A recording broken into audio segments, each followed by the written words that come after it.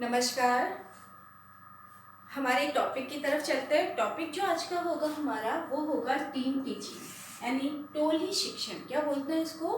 टोली शिक्षण। देखो, टोली शिक्षण की यदि बात करें तो मैं आपको बता दूं कि जब आपकी क्लास में दो या दो से अधिक टीचर मिलकर के पढ़ाते हैं, ठीक है। जब किसी क्लास में, जैसे कि कोई भी एक क्लास हो, एक ही लेवल के जो बच्चे होते हैं उनको यदि दो या दो से अधिक टीचर मिलकर के पढ़ाते हैं तो उसको हम बोलते हैं टीम टीचिंग। अब टीम टीचिंग की आवश्यकता क्यों होती है? टीम टीचिंग इसलिए जरूरी होती है। टीम टीचिंग की शुरुआत सबसे पहले 1955 में हार्वर्ड यूनिवर्सिटी में की गई थी। इसकी शुरुआत इसलिए की गई थी, इसको एजुकेशन में इसलिए लाया गया था क्योंकि टीचर्स के ऊपर से जो दबाव होता है, जो प्रेशर टीचर्स के ऊपर होता है, उसको कम किया जा सके। आपने देखा होगा कि हर टीचर के, जैसे हर स्टूडेंट के अंदर अलग अलग क्वालिटी होती है, ठीक है, उसी तरह से हर टीचर के अंदर एक अलग अलग जो क्वालिटीज होती है, ठीक है। हर टीचर एक अपने अंदर एक मतलब कि अलग प्रतिभा जो है वो लेकर के चलता है। एक स्पेशल हम ये कह सकते हैं कि व्यक्तित्व का धनी होता है, ठीक है। तो हर टीचर की अलग अलग क्वालिटी होती है और वो अपनी क्वालिटी के अकॉर्डिंग ही टीच करता है, पढ़ाता है, ठीक है। इसीलिए दो या दो से अधिक टीचर मिलकर के जब पढ़ाते हैं बच्चों को तो उसको बोला जाता है टीम टीचिंग। टीम टीचिंग की यदि हम बात करें तो जैसे टीम टीचिंग तीन तरह की होती है। जैसे कि एक तो एक ही सब्जेक्ट के तीन टीचर, दो या दो से अधिक टीचर मिलकर के पढ़ाएं, ठीक है। एक होता है कि एक ही संस्था के, उसी संस्था के अलग अलग सब्जेक्ट के टीचर्स, दो या दो से अधिक टीचर्स मिलकर के बच्चों को एक साथ पढ़ाएं। जैसे साइंस का, सोशल स्टडी का अलग, मैथ्स का अलग, ठीक है। एक तीसरे प्रकार की जो टीम टीचिंग होती है वो ये होती है कि जैसे अलग अलग संस्थाओं से मिलकर के, जैसे किसी एक कॉलेज में अलग अलग कॉलेजेस से या जो एक्सपर्ट आकर के जब टीम टीचिंग कराते हैं, ठीक है। तो टीम टीचिंग कितनी तरह की होती है? तीन तरह की होती है। अब मैं आपको डिटेल से बताती हूँ। सबसे पहले टीम टीचिंग होती क्या है? टीम टीचिंग का अर्थ या परिभाषा। जब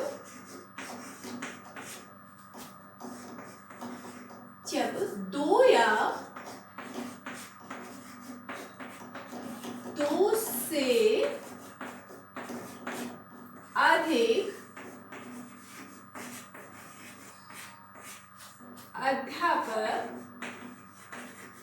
अधिक अध्यापक मिलकर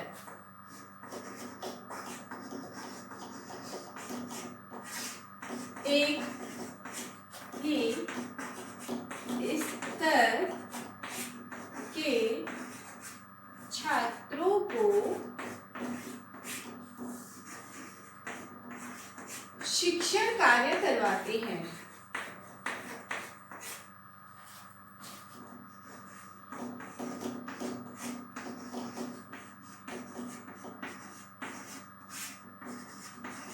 ठीक है, तो टीम टीचिंग क्या होती है? जब दो या दो से अधिक अध्यापक मिलकर के एक ही स्तर के छात्रों को शिक्षण कार्य करवाते हैं, ये क्या होती है? Team teaching. अब टीम टीचिंग के प्रकार। टीम टीचिंग होती कितने प्रकार की? देखो, यदि हम इसकी शुरुआत देखें, देखो शुरुआत देखते हैं, ठीक है। इसकी सबसे पहले इसकी जो शुरुआत हुई थी, या सबसे पहले हम ये कह सकते हैं कि जहां पर टीम टीचिंग जो है वो करवाई गई थी, वो करवाई गई थी 1955 में। 1955 में हार्वर्ड यूनिवर्सिटी में।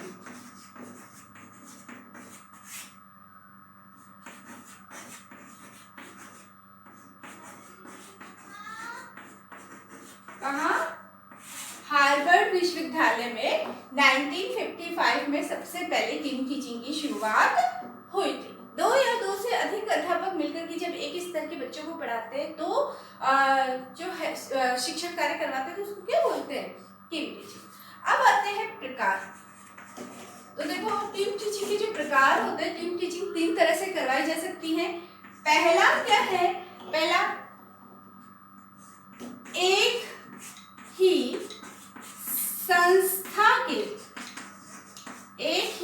संस्था के एक ही विभाग के विभिन्न अध्यापकों के द्वारा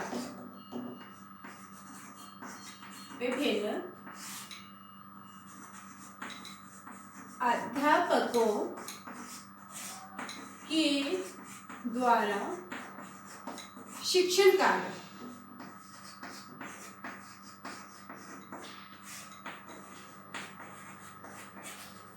ठीक है, दूसरा जो इसका प्रकार है वो ये है कि एक ही संस्था के, मतलब इसमें क्या होता है कि एक ही सब्जेक्ट से रिलेटेड टीचर्स होते हैं, दो या दो से अधिक टीचर्स होते हैं, सब्जेक्ट एक ही होता है और उस सब्जेक्ट को जो है किस तरह से वो प्रेजेंट करते हैं, किस तरह से वो टीच करते हैं, पढ़ाते हैं।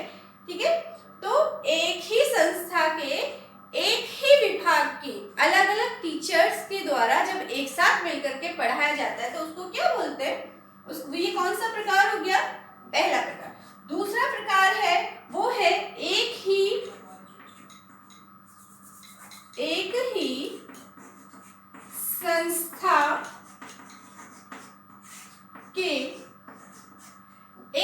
संस्था के अलग अलग विभाग। देखो, अलग अलग विभाग का मतलब क्या होता है कि एक टीचर है वो सोशल स्टडी का है, एक टीचर है वो साइंस का है, एक टीचर है वो मैथ का है। ये मिलकर के जब एक साथ पढ़ाते हैं, ठीक है, एक ही संस्था के अलग अलग विभाग के शिक्षकों के द्वारा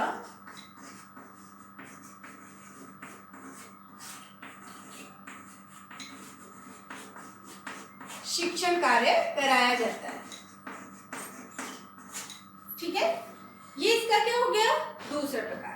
तीसरा प्रकार क्या है कि अलग अलग संस्थाओं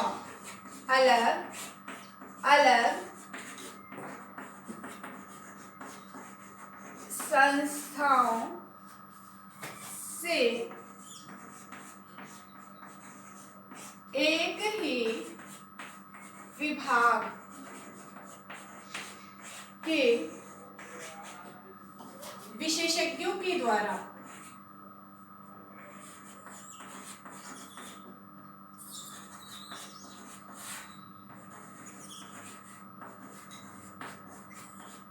शिक्षण। तो देखो, एक जो टीम टीचिंग है वो तीन तरह से होती है। पहला है एक ही संस्था के एक ही विभाग के विभिन्न अध्यापकों के द्वारा शिक्षण कार्य। जैसे कि एक ही सब्जेक्ट है, सब्जेक्ट आप कोई भी सब्जेक्ट ले लीजिए, चाहे आप साइंस ले लीजिए, सोशल स्टडी ले लीजिए। ठीक है, सोशल स्टडी की यदि हम बात करते हैं तो सोशल स्टडी के दो या दो से अधिक टीचर्स को जब मिलकर के पढ़ाते हैं, है ना, ये पढ़ाना होता है। तो जैसे कि सोशल स्टडी में यदि एक टीचर है वो हिस्ट्री में बहुत अच्छे एक्सपर्ट है, एक टीचर है वो ज्योग्राफी में बहुत एक्सपर्ट है। ठीक है, तो सभी दोनों मिलकर के जो है वो टीचिंग कराते हैं, पढ़ाते हैं। तो उसको क्या बोलते हैं? एक ही संस्था के एक ही विभाग के दो या दो से अधिक अध्यापकों के द्वारा शिक्षण कार्य कराना। दूसरी तरह से यदि टीम टीचिंग होती है तो क्या है? एक ही संस्था के अलग अलग विभाग, जैसे क्लास एक ही है, ठीक है, संस्था एक ही है, लेकिन उसके जो है साइंस का टीचर ले लिया, सामाजिक विज्ञान का या सोशल स्टडी का टीचर है वो, और मैथ का टीचर। ठीक है, तीनों टीचर मिलकर के जब स्टडी टीचिंग करवाते हैं, ठीक है, शिक्षण कार्य करवाते हैं। तीसरा जो प्रकार है कि अलग अलग संस्थाओं, जैसे अलग अलग संस्थाओं से एक्सपर्ट बुलाए जाते हैं एक ही विभाग के, ठीक है, और वो सब मिलकर के जब आपको शिक्षण कार्य करवाते हैं या टीचिंग करवाते हैं, शिक्षण करवाते हैं, तो ये क्या कहलाता है? Team teaching. ठीक है, तो टीम टीचिंग तीन तरह से की जा सकती है। एक ही संस्था के एक ही विभाग के टीचर्स के द्वारा, एक ही संस्था के अलग अलग विभाग के टीचर्स के द्वारा, अलग अलग संस्थाओं के एक ही विभाग के टीचर्स के द्वारा। ठीक है, मेरे ख्याल से यहाँ तक आपके समझ में आ गया होगा कि टीम टीचिंग क्या होती है कि जब दो से अधिक टीचर मिलकर के जो बच्चों को क्या करते हैं? शिक्षण कार्य करवाते हैं स्टूडेंट्स को। इसकी शुरुआत हुई थी 1955 में। सबसे पहले टीम टीचिंग जहाँ पर की गई थी हार्वर्ड यूनिवर्सिटी में, हार्वर्ड विश्वविद्यालय में इसको 3 प्रकार से टीम टीचिंग करवाई जा सकती है, ठीक है। एक ही संस्था के एक ही विभाग के टीचर्स के द्वारा, एक ही संस्था के अलग अलग विभाग के टीचर्स के द्वारा, अलग अलग संस्थाओं के जो विशेषज्ञ एक साथ जब टीचिंग करवाते हैं एक ही विभाग के टीचर्स के द्वारा, ठीक है। अब मैं आपको बताऊंगी कि इसकी जो प्रक्रिया होती है, इसका प्रोसेस होता है, वो क्या होता है।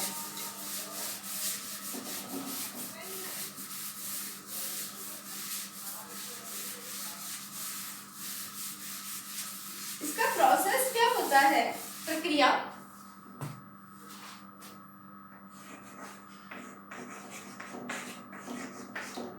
तो देखो इसकी प्रक्रिया क्या होती है टीम टीचिंग की। सबसे पहले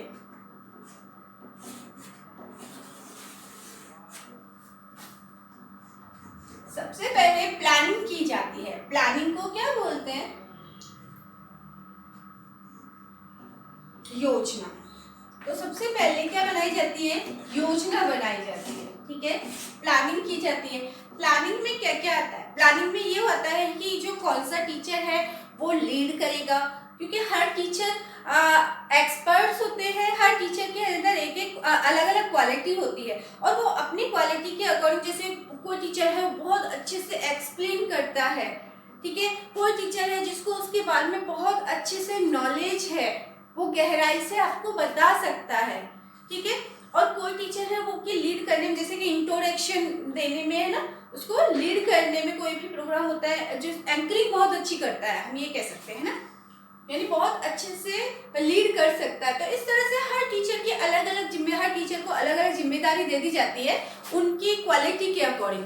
और ऐसा नहीं है सब कुछ पहले से डिसाइड करके रखते हैं ये, वरना अगर ऐसे बिना योजना बनाए यदि टीचर चले जाए पढ़ाने के लिए तो ये भी वहाँ पर क्या होता है, वहाँ पर बच्चे बल्कि अच्छे से पढ़ नहीं पाएंगे, बच्चों को सिर्फ डाउट्स के अलावा और कुछ भी नहीं होगा, क्योंकि हर टीचर अपने अपने तरीके से समझाता है। हर टीचर का समझाने का तरीका, पढ़ाने का तरीका अलग अलग होता है, ठीक है। तो सबसे पहला जो स्टेप होता है वो होता है क्या, योजना बनाना। तो वो पहले से प्लानिंग, उनकी जो हर टीचर की जो ड्यूटीज है पहले से निर्धारित की जाती है, पहले से प्लानिंग की जाती है, किसको क्या पढ़ाना है, किसको क्या जो रेस्पॉन्सिबिलिटीज दी जाती है, वो अपनी अपनी रेस्पॉन्सिबिलिटीज पहले से सब कुछ रेडी होता है, पहले से प्लानिंग की जाती है, ठीक है। तो यहाँ पर क्या होता है, योजना बनाना, ठीक है। दूसरा क्या होता है कि योजना को क्रियान्वयन करना या नियोजन, ठीक है। इसमें क्या होता है कि जो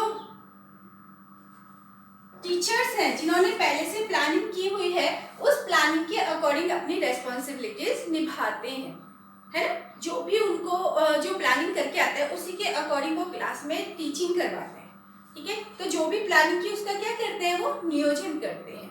प्लानिंग की, नियोजन किया, है ना, या प्लानिंग को क्या किया, क्रियान्वयन किया। उसके बाद में जो भी पढ़ाया है, जो भी आप शिक्षण कार्य करवाया, इन दोनों को आधार मानकर योजना और नियोजन, क्योंकि पहले से वो योजना बना के आते हैं ना टीचर्स को, यदि टीम टीचिंग करानी तो पहले से सारी रेस्पॉन्सिबिलिटीज उनके ऊपर उनको बता दी जाती है, उनकी ड्यूटीज उनको बता दी जाती है, ठीक है। और वो क्योंकि योजना और नियोजन जो भी उन्होंने पढ़ाया है, जिस तरह से उन्होंने प्लानिंग की है और जो भी उन्होंने पढ़ाया है, टीचिंग करवाई है, ठीक है, उस सबका जो लास्ट में क्या किया जाता है, मूल्यांकन। मूल्यांकन के लिए इन दोनों को क्या माना जाता है, आधार माना जाता है। योजना और नियोजन, इन दोनों को आधार मान करके और क्या किया जाता है, मूल्यांकन किया जाता है बच्चों का, कि भाई जितना जो भी शिक्षण कार्य करवाया है, ठीक है, जो भी टीम ने पढ़ाया है और जो भी टीम ने टीचिंग करवाई है, ठीक है, वो कहाँ तक सफल रही, वो उसके लिए क्या किया जाता है, मूल्यांकन किया जाता है। और उसके बाद में फिर से जो यदि बच्चों को अगर कहीं मूल्यांकन करने के बाद में कहीं भी कोई डाउट्स होते हैं, वो इनके द्वारा उन डाउट्स को क्या किया जाता है, क्लियर किया जाता है। इनके द्वारा, टीचर्स के द्वारा, टीम के द्वारा उन डाउट्स को क्या किया जाता है, क्लियर किया जाता है, ठीक है। तो मेरे ख्याल से टीम टीचिंग अच्छे से आपके समझ में आ गई होगी, इसमें ज़्यादा कुछ ऐसा नहीं है। दो या दो से अधिक शिक्षक मिलकर के जब एक साथ पढ़ाते हैं तो उसको टीम टीचिंग बोलते हैं। सबसे पहले प्लानिंग की जाती है, उसके बाद में कि भाई किस तरह से टीम टीचिंग करनी है, किस किस की कौन कौन से टीचर्स की क्या जो है जिम्मेदारियां हैं, क्या क्या ड्यूटीज़ हैं, ये सारा। उसके बाद में क्या किया जाता है, मूल्यांकन किया जाता है। ठीक है, तो ये चीज़ आपके समझ में आ गई होगी। देखो टीम टीचिंग की जरूरत क्यों पड़ी, क्योंकि हमारे यहाँ पर आपने देखा होगा कि जो टीचर्स थे उनको वो बहुत ज़्यादा टेंशन में रहते हैं। आपने क्योंकि उनके ऊपर वर्कलोड बहुत ज़्यादा होता है। जब वर्कलोड ज़्यादा होता है तो टीचर्स क्या हो जाते हैं, थकान महसूस करते हैं। जब इस थकान को दूर करने के लिए, ताकि जो टीचर्स के ऊपर जो ये मानसिक दबाव है उसको कम किया जा सके, इसीलिए टीम टीचिंग का जो प्रोसेस है वो रखा गया। ठीक है, तो मेरे ख्याल से यहाँ पर मेन पॉइंट यही है कि इसकी शुरुआत 1955 में हार्वर्ड यूनिवर्सिटी में हुई थी। दो या दो से अधिक शिक्षक मिलकर के जो है टीम टीचिंग करा सकते हैं। इसकी प्रक्रिया को देखिए तो इसके 3 स्टेप होते हैं। सबसे पहले प्लानिंग, योजना बनाई जाती है, फिर क्या किया जाता है, योजना को नियोजित किया जाता है, उसके बाद में मूल्यांकन किया जाता है। ठीक है, इसके 3 स्टेप होते हैं, 3 इसके चरण होते हैं। इसकी प्रक्रिया के 3 ही इसके प्रकार होते हैं। 3 प्रकार कौन कौन से होते हैं, 3 प्रकार होते हैं कि एक ही संस्था के एक ही विभाग के अध्यापकों के द्वारा टीचिंग कराना, शिक्षण कार्य कराना, एक ही संस्था के अलग अलग विभागों के द्वारा जो है शिक्षण कार्य कराना, या अलग अलग संस्थाओं के एक्सपर्ट्स विशेषज्ञों के द्वारा एक ही विभाग के बच्चों को, मतलब एक ही विभाग के एक्सपर्ट्स को, अलग अलग संस्थाओं के एक ही विभाग के एक्सपर्ट्स के द्वारा टीम टीचिंग कराना, शिक्षण कार्य कराना। ठीक है, तो ये चीज़ आपके मेरे ख्याल से क्लियर हो गई होगी। तो आज के लिए इतना ही काफ़ी है। Have a nice day, take care.